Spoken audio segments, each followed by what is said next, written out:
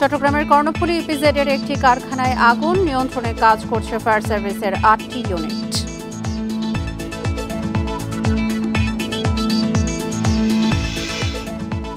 ফেনীতে প্লাবিত হচ্ছে নতুন নতুন এলাকা, ৩ উপজেলার ১০৬ গ্রামে পানিবন্দী লক্ষাধিক মানুষ।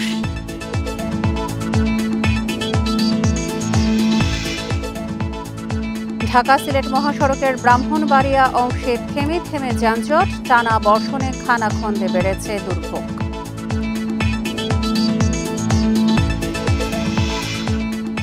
খুলনার দৌলতপুরে দুর্বৃত্তের গুলিতে বহিষ্কৃত যুবদল নেতা মাহবুবুর রহমান নিহত, তদন্তে নেমেছে পুলিশ।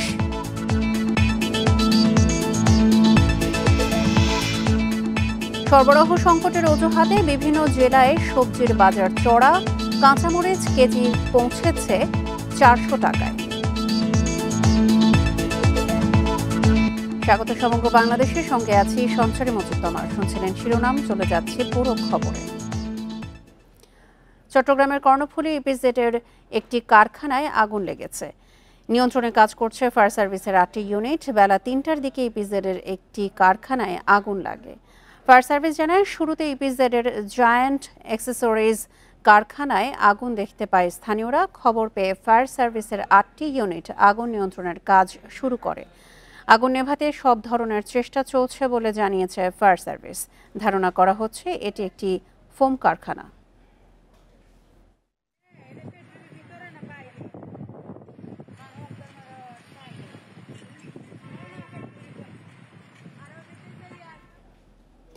ফেনীর মুহুরী, সিলোনিয়া ও কোহা নদীর পানিতে এখনও প্লাবিত হচ্ছে নতুন নতুন এলাকা। ৩ উপজেলার ১০৬টি গ্রামে পানিবন্দী লক্ষাধিক মানুষ। ফুলগাজীতে মাছ ধরার সময় বন্যার পানিতে একজনের মৃত্যুর খবর পাওয়া গেছে। ভাঙা অংশ দিয়ে পানি প্রবেশ বন্ধ হলে দ্রুত বেড়িবাঁধ মেরামতের কথা জানিয়েছে পানি উন্নয়ন বোর্ড। পরশুরাম ও ফুলগাজীর ২১টি স্থানের ভাঙা বাঁধ দিয়ে নদীর পানি ঢুকে প্লাবিত হচ্ছে লোকালয়। অনেক জায়গা থেকে পানি নামায় আশ্রয়কেন্দ্র থেকে বাড়ি ফিরছে মানুষ। তবে নতুন করে প্লাবিত ফেনী সদর ও ছাগলনাইয়া উপজেলার শতাধিক গ্রাম। তলিয়ে আছে ঘরবাড়ি, আসবাবপত্র, ফসলি জমি। ভেসে গেছে শত শত পুকুরের মাছ। বন্যার কারণে আমাদের অনেক ক্ষয়ক্ষতি হয়, আমাদের অনেক মাছ চলে যায়, আমাদের ঘরবাড়ি অনেক ক্ষয়ক্ষতি হয়। বেড়িবাঁধগুলা সঠিকভাবে মেরামত করতো, তাহলে আমাদের আজকের এই ভোগান্তি হতো না। চারদিকে থই থই পানির মধ্যে উঁচু জায়গায় যারা আশ্রয় নিয়েছেন তারাও দিন পার করছেন পোকামাকড় আর সাপের আতঙ্কে। পানি হালকা একটু কমছে, বাড়ি থেকে যাদের একটু উপরে আছে তাদের তো কমছে, তারা চলে যাচ্ছে। আর যাদের এখনো কমেনি তারা এখন আশ্রয়কেন্দ্রে এখনো বন্দী হয়ে আছে। 3 দিন পর্যন্ত এভাবে পানিবদ্ধ হয়ে এভাবে আছি। প্রায় 15-20 পরিবারে এই ছাদে উঠছি আমরা। তো এখানে কোনো কারেন্টের কোনো ব্যবস্থা নাই, তার পানির কোনো ব্যবস্থা নাই। পানিবন্দী এলাকায় আটকে পড়া মানুষজনকে উদ্ধার এবং ত্রাণ সহায়তায় কাজ করছে সেনাবাহিনী, বিজিবি ও পুলিশ সদস্যরা। যেহেতু পানি যোগাযোগ ব্যবস্থা সেভাবে এখনো বন্ধ হয়ে যায়নি, মানুষজন এখনো নিরাপদে আছে। তবে পরিস্থিতির উপরে নির্ভর করে নিশ্চয়ই আমরা একটা প্রয়োজনীয় ব্যবস্থা গ্রহণ করব। এদিকে পানির তোড়ে বাঁধের ভাঙা অংশ মেরামত করতে পারছে না পানি উন্নয়ন বোর্ড। তো 24-এর বন্যার পর এই প্রেক্ষিত পরিবর্তন হয়েছে।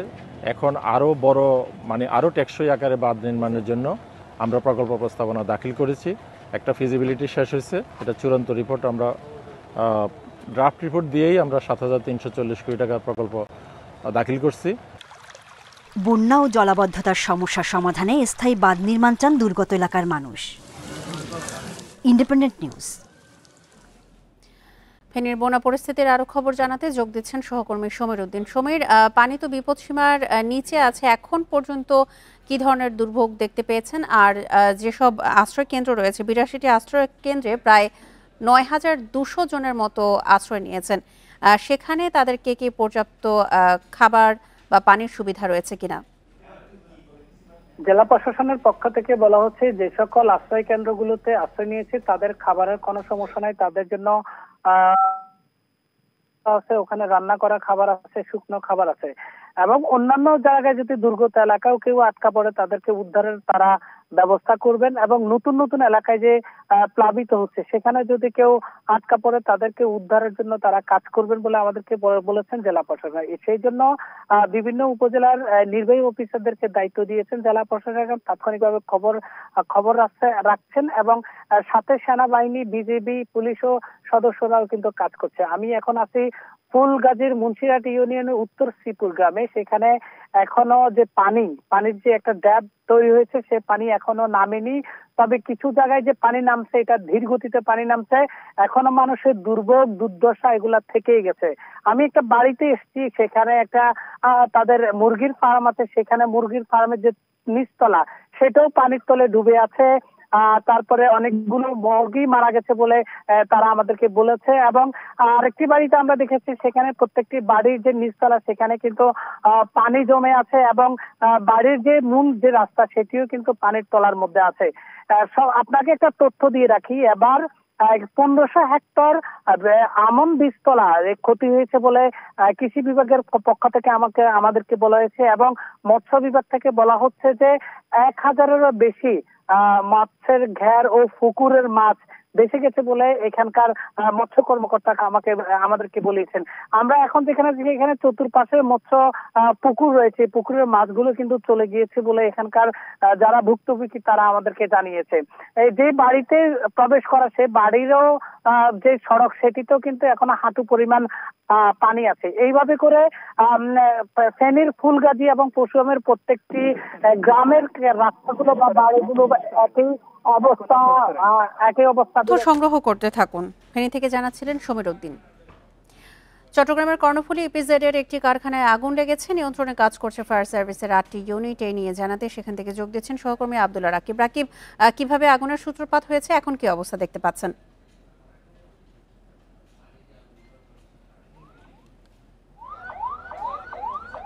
রাকিব, আপনি কি শুনতে পাচ্ছেন? কিভাবে আগুনের সূত্রপাত হলো এবং এখন সেখানে কি অবস্থা?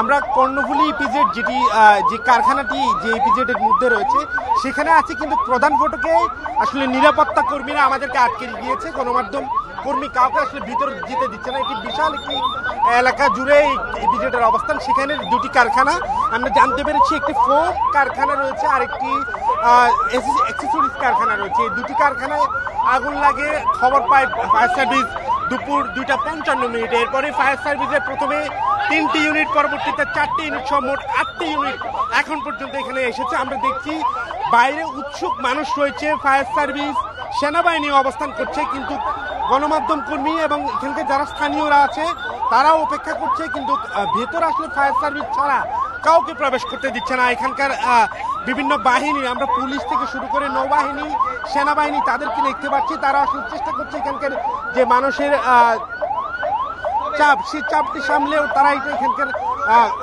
আগুন নির্বাপনের যে যারা আছে বিশেষ করে ফায়ার সার্ভিস তাদেরকে প্রবেশ করার চেষ্টা করছে। কিন্তু আমরা এই যে গেটে অবস্থান করছি আসলে সেই গেট থেকে আরো প্রায় 3 থেকে 4 কিলোমিটার দূরে সেই কারখানাটির অবস্থান। যখন আসলে আগুন লাগে এই জায়গা থেকেই কালো ধোঁয়া দেখতে পায় এবং যা ধারণা করা হচ্ছে আগুনের ব্যাপ্তি অনেক বিশাল এবং আগুনের সূত্রপাত আসলে কিভাবে সেটা আসলে নিশ্চিত হওয়া যায়নি, কারণ আজ শুক্রবার ইপিজেড সরকারি নিয়ম অনুযায়ী বন্ধ থাকার কথা, কিন্তু শিপমেন্টের কারণে অনেক সময় আমরা দেখি ইপিজেডের অধিকাংশ কারখানা ওভারটাইম দিয়ে আসলে কারখানাগুলো চালু রাখার চেষ্টা করে, কিন্তু এখন পর্যন্ত কোনো ধরনের কি কারণ কারখানাটি খোলা ছিল কিনা কিংবা আজ কাজ বন্ধ ছিল কিনা সেটি আসলে জানাতে পারেনি কেউই। আমরা চেষ্টা করছি তথ্য জানার। এখন পর্যন্ত আমরা প্রধান ফটকে অবস্থান করছি, এখানে আসলে গণমাধ্যম এবং বিভিন্ন বাহিনীর সদস্যরা রয়েছেন, কিন্তু কাউকে ভিতরে এখন পর্যন্ত প্রবেশের অনুমতি দেয়নি ইপিজেড কর্তৃপক্ষ। এখন পর্যন্ত চেষ্টা করছে ফায়ার সার্ভিসের 2টো গাড়ি এখন অপেক্ষা করছে আসলে ভেতরে ঢোকার। তবে এখানে উৎসুক মানুষের ভিড় সামলে ভেতরে যাওয়া এটি একটি দুঃসাধ্য ব্যাপার। তবে চেষ্টা করছে, আমরা দেখছি সেনাবাহিনী, নৌবাহিনী সহ অন্যান্য বাহিনী যারা রয়েছে তারা চেষ্টা করে যাচ্ছে ভেতরে প্রবেশ করার। আমরা দেখছি গেট খুলছে, গেট খুলে ভেতরে গাড়ি নেওয়ার চেষ্টা করা হচ্ছে। আমরা যতটুকু ধারণা করছি যে ফায়ার সার্ভিসের ইউনিটের সংখ্যা বাড়ানো হচ্ছে, সব মিলিয়ে 9টি ইউনিট যুক্ত হচ্ছে এই মুহূর্তে। ফলে আগুনের বিশালতা কিন্তু কিংবা আগুনের ব্যাপকতা যে নিশ্চিতভাবে বেশি সেটি অনুমেয়। তবে আগুন এখনো ছড়াচ্ছে কিনা, অন্যান্য কারখানায় ছড়িয়ে পড়েছে কিনা সে বিষয়ে স্পষ্ট কোনো তথ্য এখন পর্যন্ত পাওয়া যাচ্ছে না। কর্তৃপক্ষে কোনো কথা বলছে না, এবং যারা মালিক পক্ষে ধারণা করা হচ্ছে এই দুটি কারখানার মালিক বিদেশি কোনো পক্ষ, অর্থাৎ এখানকার যারা বিনিয়োগ করেছে ইপিজেডে কর্ণফুলীতে বেশিরভাগ হচ্ছে বিদেশি বিনিয়োগকারী।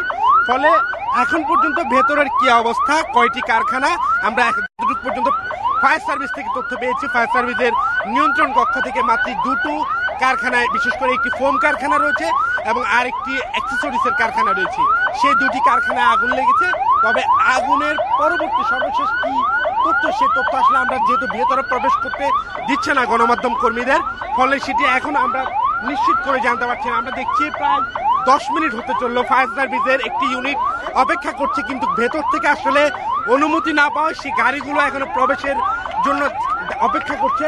তবে সাধারণ মানুষের ভিড় থামলে ভেতরে যাওয়ার চেষ্টা করা হচ্ছে, এবং এখানকার আমরা দেখছি উৎসুক মানুষের ভিড় বেশি, যারা এখানকারই কর্মী অনেকে এসেছেন, তাদের আসলে কারখানায় আগুন লেগেছে না সে খবরে।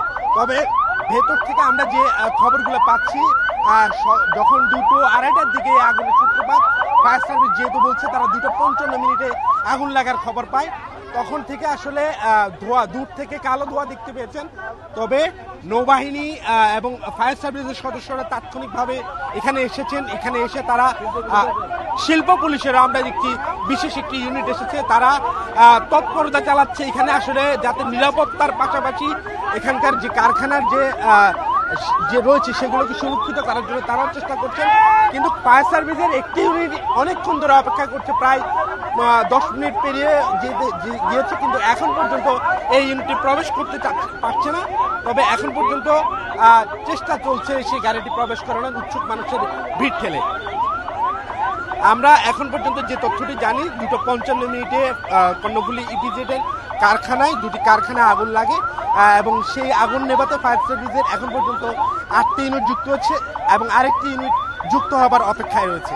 এই ছিল আমাদের কাছে এখন পর্যন্ত কর্ণফুলী ইপিজেডে আগুন লাগার সর্বশেষ। আমরা দেখতে পাচ্ছি রাকিব, সেখানে অনেক সেনাবাহিনীর সদস্য রয়েছেন। সেনাবাহিনীর সদস্যরা কি জানিয়েছেন এই আগুনের ভয়াবহতা সম্পর্কে, বা কিভাবে আগুন লেগেছে? তারা কি সেখানে নিরাপত্তায় ছিলেন?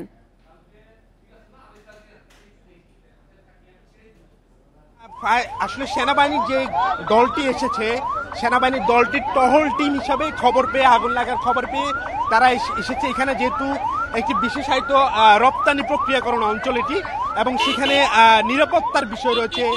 আমরা জানি বাংলাদেশে আগুন লাগার ঘটনায় সাধারণ মানুষ, অর্থাৎ যারা বেসামরিক মানুষজন আছে, তাদের উৎসুক মানুষের একটি ভিড় থাকে। সেই ভিড়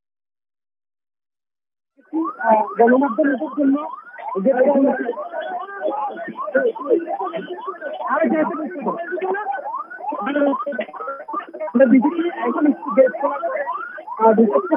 গণমাধ্যম তারা সেনাবাহিনীর যে কথাটি বলছে, তারা আসলে এখানে শৃঙ্খলা নিয়ন্ত্রণের জন্য আছে, এবং তারাও আসলে ভিতরে প্রবেশ করতে পারেনি, ভেতরে কি অবস্থা তারাও জানাতে পারেনি।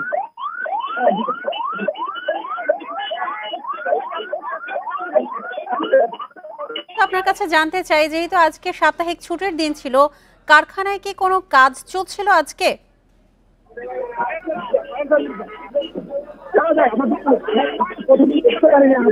নিশ্চয়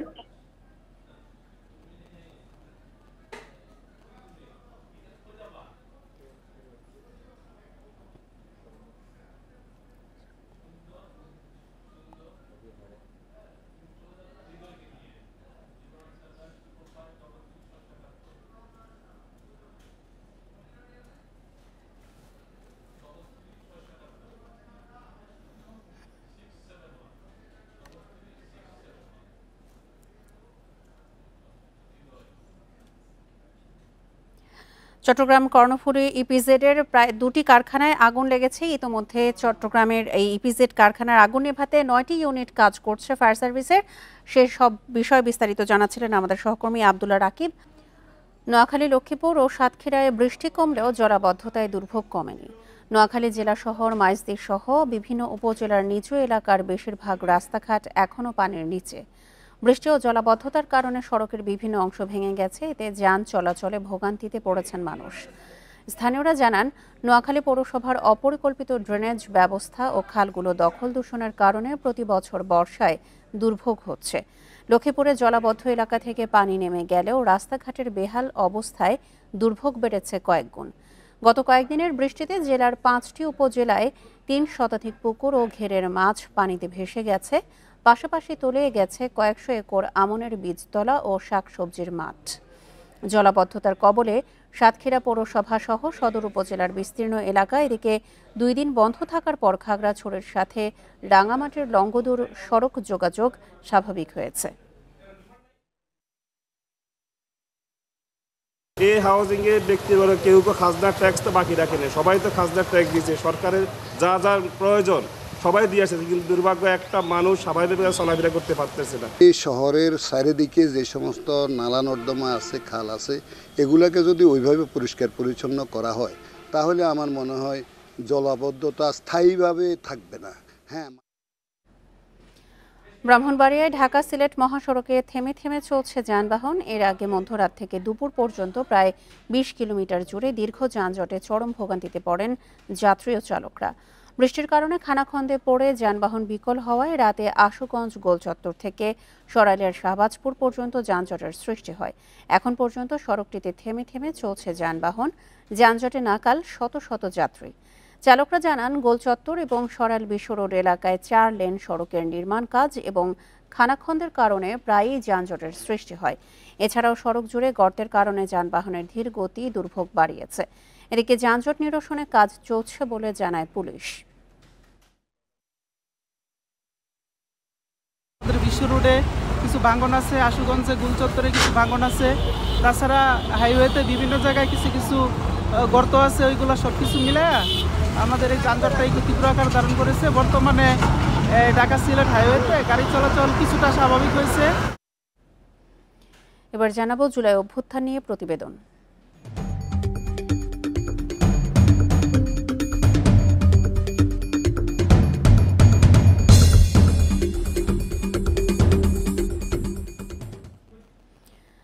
সিলেটে জুলাই আন্দোলনে হতাহতদের অনেকেই কোনো স্বীকৃতি পাননি। গণ অভ্যুত্থানে অংশ নিয়ে কেউ হারিয়েছেন চোখ, কেউ পা, আবার কেউ শরীরে বয়ে বেড়াচ্ছেন অসংখ্য স্প্লিন্টারের যন্ত্রণা।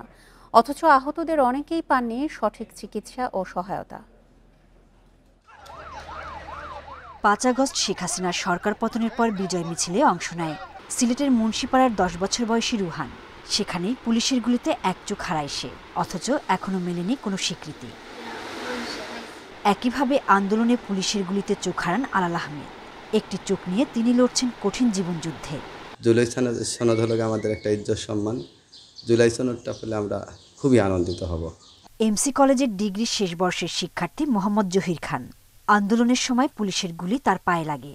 স্বাভাবিক জীবনে আর ফিরতে পারবেন কিনা সেই দুশ্চিন্তা পরিবারের একমাত্র উপার্জনক্ষম জহিরের।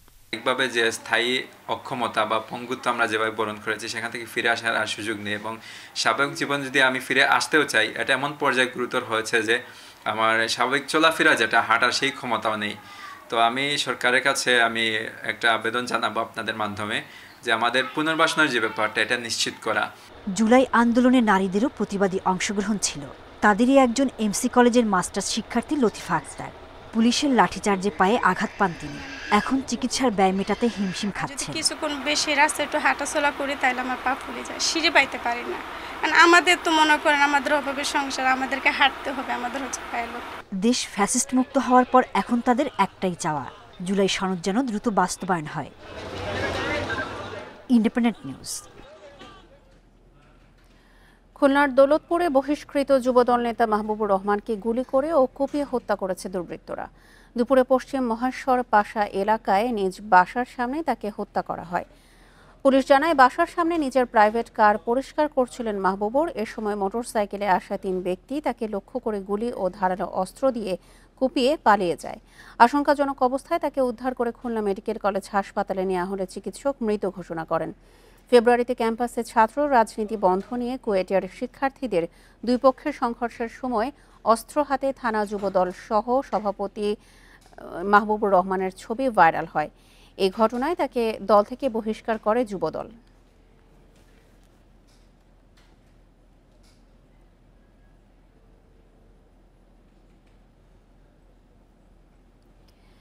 নিয়ে আরো জানাতে খুলনা থেকে যোগ দিচ্ছেন সহকর্মী অভিজিৎ পাল। অভিজিৎ, দৌলতপুরে বহিষ্কৃত যুবদল নেতাকে যে কুপিয়ে এবং গুলি করে হত্যা করা হয়েছে, এই ঘটনায় কি এখন পর্যন্ত মামলা দায়ের করা হয়েছে কিনা, আর এখন তার মরদেহ কোথায় রাখা হয়েছে?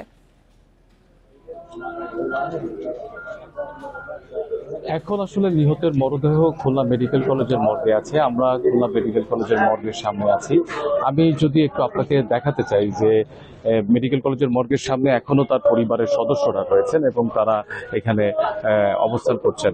মাহবুব রহমানের এই ঘটনার ব্যাপারে আমরা তার পিতার সঙ্গে কথা বলেছি, তার শ্বশুরের সঙ্গে আমরা কথা বলেছি। তারা এখন অবশ্য এই হত্যার কারণ হিসেবে এখনো কোনো কিছু জানাতে পারেনি। তবে তারা যেটি বলছেন যে মাহবুব রহমান 5ই আগস্টের পরবর্তীতে বিএনপি অফিস ভাঙচুর মামলার তারা বাদী ছিলেন। এরপরে তিনি কুয়েটের দুই পক্ষে ছাত্র সংঘর্ষের ঘটনা সময়ও তিনি তার অবস্থান ছিল এবং কিছুদিন আগেও তিনি মাদক বিরোধী একটি মানববন্ধনেও তিনি উপস্থিত ছিল, ভূমিকা রেখেছেন। এই সমস্ত কিছু বিবেচনায় নিয়েই তারা মনে করছেন যে পূর্ব শত্রুতার জেরে আসলে এই হামলাটি হয়ে থাকতে পারে। আমরা যতদূর জানতে পেরেছি যে মাহবুব রহমানের দুইটি মেয়ে এবং একটি ছেলে রয়েছে এবং দৌলতপুর থানার যিনি ভারপ্রাপ্ত কর্মকর্তা রয়েছেন তিনি বলেছেন যে মাহবুব রহমানের বিরুদ্ধে বেশ কয়েকটি মামলাও রয়েছে, যার মধ্যে মাদক সহ বিভিন্ন ধরনের মামলা রয়েছে। তবে এখন পর্যন্ত আসলে পরিবারের পক্ষ থেকে এখনো কোনো মামলা দায়ের করা হয়নি এবং পুলিশও মামলার প্রস্তুতি নিচ্ছে বলে আমরা এখন পর্যন্ত জানতে পেরেছি। এবং তারা বলছেন যে এই লাশের যে মর্গের যে ময়নাতদন্ত শেষে পরিবারের সদস্যরা আসলে তারপরে পরবর্তী যে আইনি পদক্ষেপ সেই আইনি পদক্ষেপ নেওয়া হবে। আর এখানে মাহবুব রহমানের লাশ নিয়ে আসার পরপরই আমরা দেখেছি যে বিএনপির ঊর্ধ্বতন ব্যক্তিবর্গ এসেছেন, এখানে অ্যাডভোকেট শফিকুল আলম মনাও এসেছেন এবং তারা অবশ্য খুলনার আইন শৃঙ্খলা পরিস্থিতি নিয়ে সবকিছু নিয়ে পুলিশের ব্যর্থতার বিষয়টাকে দায়ী করেছেন, বলছেন যে এই কারণেই আসলে এই ধরনের হত্যাকাণ্ড দিনের বেলা ঘটছে। খুলনা থেকে মাহবুবুর রহমানকে হত্যার সবশেষ তথ্য জানাচ্ছিলেন সহকর্মী অভিজিৎ পাল। বৃষ্টি ও সরবরাহ কম থাকায় বেড়েছে সবজির দাম, বেড়েছে কাঁচা মরিচের দামও। এক সপ্তাহের ব্যবধানে চট্টগ্রামে আগের তুলনায় বাড়তি সবজির দাম, কমেছে দেশি ও সোনালী মুরগির দাম। চট্টগ্রামের প্রতি ডজন ডিমের দাম 115 থেকে 120 টাকা। পর্যাপ্ত সরবরাহ থাকায় দাম কম বলছে বিক্রেতারা। রাজশাহীর বাজারে গেল সপ্তাহের 50 টাকা কেজির কাঁচা মরিচ বিক্রি হচ্ছে 400 টাকা কেজি দরে। পেঁয়াজ কেজিতে 5 টাকা বেড়ে বিক্রি হচ্ছে 55 টাকায়। টানা বৃষ্টি ও বৈরী আবহাওয়ায় বরিশালে নাগালের বাইরে সবজির দাম। গত সপ্তাহের চেয়ে প্রতিটি সবজি কেজি প্রতি 20 থেকে 30 টাকা পর্যন্ত বেড়েছে। এদিকে কাঁচা মরিচের দাম বেড়েছে কেজিতে 200 টাকা পর্যন্ত। একই অবস্থা সিলেট, খুলনাতেও। এছাড়া চালের দাম বৃদ্ধির পর স্থিতিশীল রয়েছে। মোটা চাল 54 টাকা থেকে 55 টাকা এবং চিকন চাল 68 থেকে 78 টাকায় বিক্রি হচ্ছে। দোকানদাররা অজুহাত দিতেছে যে মার্কেটে মাল নাই, অথচ দেখা যায় গোডাউনে গেলে মালের অভাব নেই। কিন্তু এই অজুহাতে তারা বৃষ্টির অজুহাত দিয়ে তারা মালের দাম অনেক বাড়াই দিতেছে। দামটা আজকে অনেক বেশি। যেমন আমি শসা কিনলাম 80 টাকা কেজি, তারপরে কাঁচা মরিচ 400 টাকা কেজি, তারপরে আপনার গাজর কিনলাম 80 টাকা কেজি। শেরপুরের নালিতা বাড়িতে পানিহাটা সীমান্ত দিয়ে 10 জনকে পুশিন করেছে বিএসএফ। সকালে তাদের সীমান্ত দিয়ে ঠেলে দেওয়া হয়, পরে বিজিবি তাদের আটক করে। তাদের মধ্যে 2 জন পুরুষ, 4 জন নারী ও 4 জন শিশু রয়েছে। সবাই একই পরিবারের। তাদের বাড়ি সাতক্ষীরার তালা উপজেলার শাহজাদপুরে। প্রাথমিক জিজ্ঞাসাবাদে জানায় 2 বছর আগে কাজের সন্ধানে বিভিন্ন আরব সীমান্ত দিয়ে ভারতে প্রবেশ করে তারা। পরে সেখান থেকে চলে যায় দিল্লিতে। সেখানেই 2 বছর কাটে তাদের পরিবারের।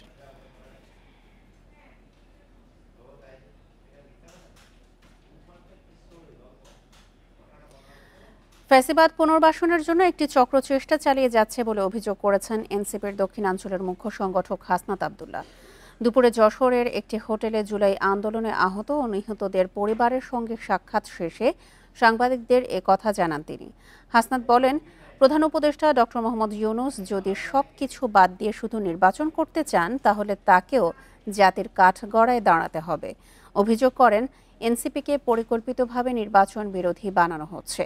বলেন, জুলাই সনদ, সংস্কার, বিচার, নির্বাচন সব প্যাকেজ আকারে হতে হবে। পরে যশোর ঈদগাহ ময়দানে পথসভায় অংশ নেয় নেতাকর্মীরা। যশোরের পর খুলনায় রয়েছে এনসিপির পদযাত্রা।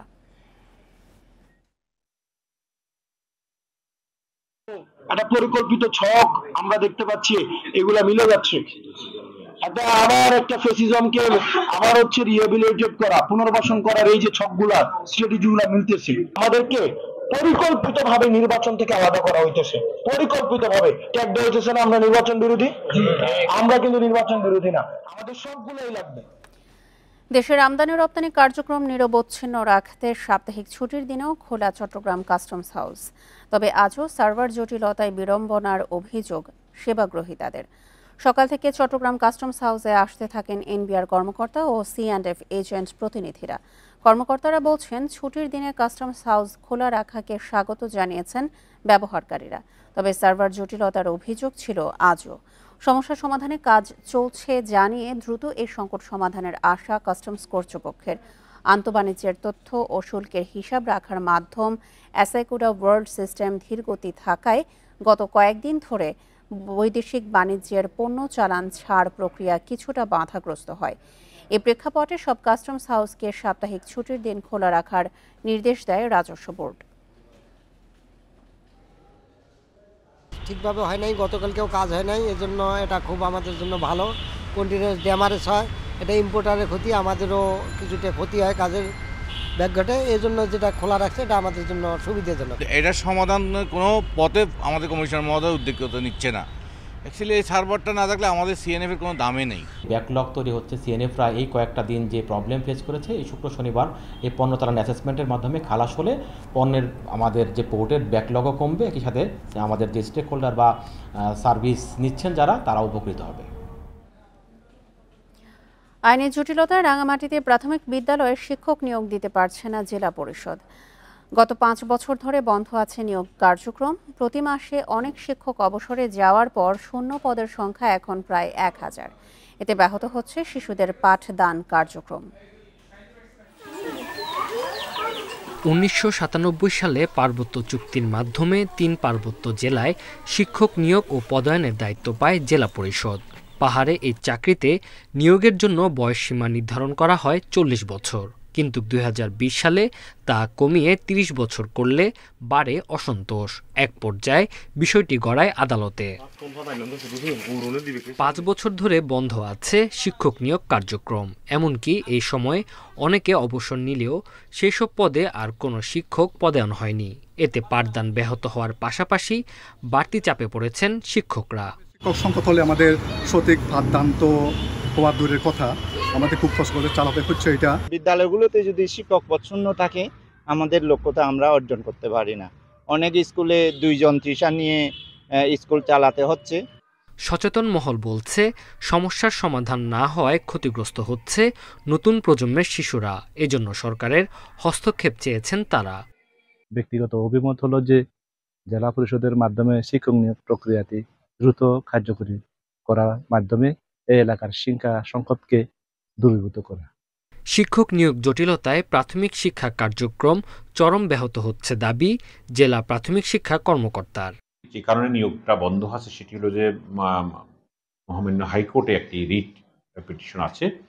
তো রিট পিটিশনের কারণে সেখানে মামলাটা থাকাতে এখানে নিয়োগ কার্যক্রমটা সম্পন্ন করা যাচ্ছে না, যার ফলে এটি আসলে পড়াশোনা এবং বিভিন্ন প্রাথমিক শিক্ষা কার্যক্রম ব্যাহত হচ্ছে স্বাভাবিকভাবেই।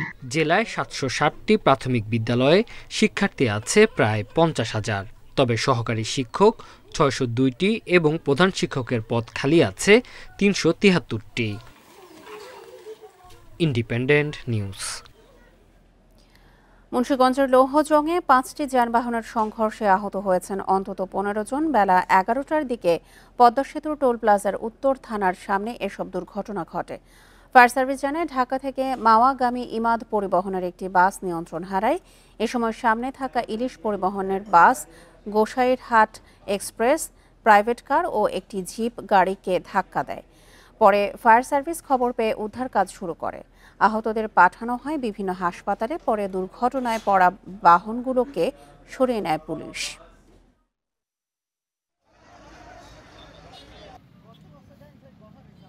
থানার সামনে 5টি গাড়ির সংঘর্ষ হয়। এখানে 2টা প্রাইভেট কার এবং 3টি বাস রয়েছে। এর ফলে বেশ কয়েকজন যাত্রী আহত হয়। কুষ্টিয়ায় নিখোঁজ অটোরিকশা চালকের মরদেহ উদ্ধার করেছে পুলিশ। সকালে মোল্লা তেঘরিয়া এলাকায় কুষ্টিয়া রাজবাড়ী মহাসড়কের গাছ থেকে তার ঝুলন্ত মরদেহ উদ্ধার করা হয়। স্বজনরা জানিয়েছেন, বৃহস্পতিবার রাতে অটোরিকশা নিয়ে বের হন রফিকুল ইসলাম। রাতে বাড়ি না ফেরায় তাকে বিভিন্ন স্থানে খোঁজাখুঁজি করা হয়। সকালে গাছে ঝুলন্ত মরদেহ দেখে পুলিশে খবর দেন স্থানীয়রা। অটোরিকশা ছিনতাইয়ের পর পরিকল্পিতভাবে তাকে হত্যা করা হয়েছে বলে দাবি স্বজনদের। এই ঘটনার প্রতিবাদে প্রায় 1 ঘণ্টা মহাসড়ক অবরোধ করে বিক্ষোভ করেন স্থানীয়রা। পরে সেনাবাহিনী ও পুলিশ গিয়ে পরিস্থিতি শান্ত করে।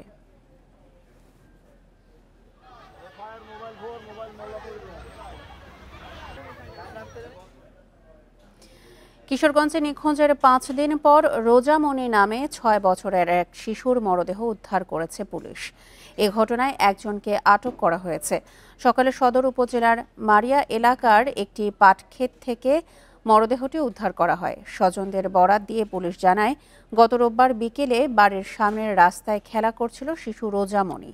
এরপর থেকে তাকে আর খুঁজে পাওয়া যায়নি। এ ঘটনার 5 দিন পর আজ সকালে বাড়ির পাশের একটি পাটক্ষেত থেকে মরদেহ উদ্ধার করা হয়। এই বিষয়ে আইনি বিষয়ে প্রক্রিয়াধীন রয়েছে। এদিকে গাজীপুরে একটি কালভার্টের পাশে পড়ে থাকা একটি কার্টুনের মধ্য থেকে নবজাতকের মরদেহ উদ্ধার করেছে পুলিশ। সকালে সদর উপজেলার বানিয়ারচালা পূর্বপাড়া এলাকায় এই ঘটনা ঘটে।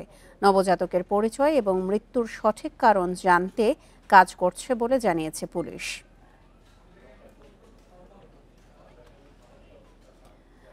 কয়েক দফায় নীতিমালা করেও টাঙ্গুয়ার হাওরকে পরিকল্পিত পর্যটনের আওতায় আনতে পারছে না প্রশাসন। পর্যটকবাহী হাউসবোটগুলোকে নির্ধারিত রুট ব্যবহারে বাধ্য করা যাচ্ছে না। এতে ক্ষতি হচ্ছে ফসলি জমি, অস্থায়ী বাঁধের। কমছে হাওরের মাছ, পাখি। টাঙ্গুয়ার হাওরের ভেতরে ইঞ্জিন চালিত নৌযান প্রবেশ করবে না। ওয়াচ টাওয়ার এলাকায় গান বাজনা করা যাবে না, এমন মাইকিং করা হচ্ছে হাওরের প্রবেশ মুখে। তবে মাইকিং এর নৌকার পাশ দিয়ে প্রবেশ করছে বড় বড় হাউসবোট সহ ইঞ্জিন চালিত নৌকা। চলছে সাউন্ড সিস্টেম ব্যবহার করে গান বাজনা। তুমি মাইক নিও না, মাইক চলে না, আমরা ওই সুলমানপুর আর এদিক থেকে আমরা বন্ধ করে দিই। হাউসবোট যদি হাওরের মাঝখানে থাকে তাহলে আমাদের সুবিধা হয়, জায়গা পরিষ্কার থাকে। আর এই ছোট ছোট নৌকা দিয়া আইসা মনে করেন যে ওরা ঘুরে। পর্যটকবাহী হাউসবোট নির্ধারিত রুট না মানায় ফসলি জমি, অস্থায়ী বাঁধের ক্ষতি হচ্ছে। কমছে হাওরের মাছ। নৌযান প্রবেশ না করলে হাওরের পরিবেশ ঠিক থাকবে বলছেন পর্যটকরা। পরিবেশটা যদি ওই বোটগুলো না ঢুকে তাইলে খুবই ভালো থাকবে। ঠিক আছে, এখানে ওই বোটগুলো ঢুকাতে মনে করেন যে আপনার পরিবেশটা অনেক খারাপ হয়ে গেছে। সম্প্রতি জেলা প্রশাসন টাঙ্গুয়ার হাওরে পর্যটকদের চলাচলে কয়েক দফা নীতিমালা প্রণয়ন করেছে। এই নীতিমালা বাস্তবায়নে প্রচারণা চালানোর পাশাপাশি না মানলে জরিমানাও করা হচ্ছে।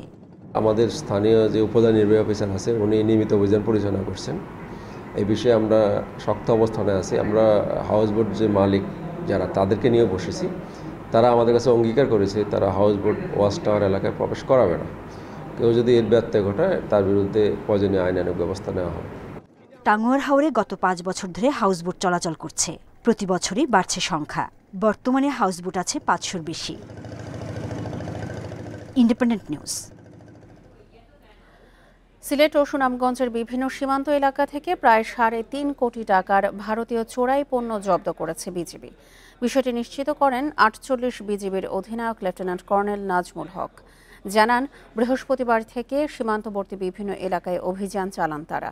সেখান থেকে ভারতীয় শাড়ি, সানগ্লাস, চিনি, সাবান, মহিষ সহ 2 কোটি টাকার বিভিন্ন পণ্য জব্দ করা হয়। এছাড়া অভিযানে বিভিন্ন কোয়ারি থেকে অবৈধভাবে পাথর উত্তোলনকারী নৌকাও জব্দ করা হয়। এদিকে সুনামগঞ্জ সীমান্তে একটি কাভার্ড ভ্যান থেকে কুকুর বিড়ালের ওষুধ, খাবার ও পোশাক আটক করা হয়েছে। এসব পণ্যের আনুমানিক মূল্য 1.5 কোটি টাকা বলে জানায় বিজিবি। ঝালকাঠির কাঠালিয়া উপজেলায় একটি পুকুরে বিষ প্রয়োগ করে প্রায় 10 লাখ টাকার মাছ নিধনের অভিযোগ উঠেছে। শুক্রবার রাতের কোনো এক সময়ে উপজেলার আমুয়া বাজার সংলগ্ন এই ঘটনা ঘটে। ক্ষতিগ্রস্ত ব্যবসায়ী মোহাম্মদ মামুন পোদ্দার অভিযোগ করে জানান, দীর্ঘদিন ধরে তিনি পুকুরটিতে দেশীয় ও বিদেশি প্রজাতির বিভিন্ন মাছ চাষ করে আসছিলেন। শনিবার সকালে পুকুরের পানি অস্বাভাবিক রং ধারণ করে এবং দুর্গন্ধ ছড়াতে থাকে এবং মাছ মরে পানিতে ভেসে ওঠে।